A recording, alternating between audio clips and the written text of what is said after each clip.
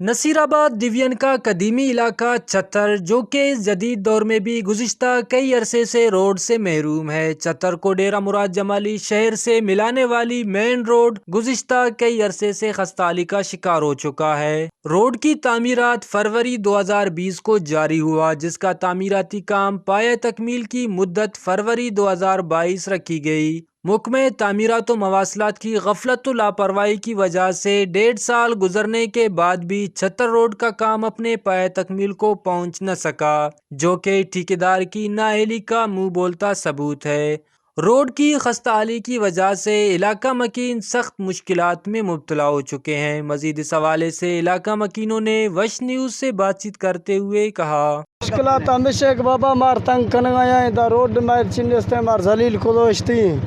مہربانی کرنے اشارہ پیلا کنو میں روڈ ہٹانے مار دیتے بیگام ویلا کشگوں ادھر روڈ علاقہ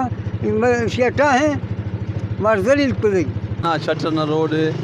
والو ٹیم مارے گدا جنے جوڑ کرے نو قومی اشار سے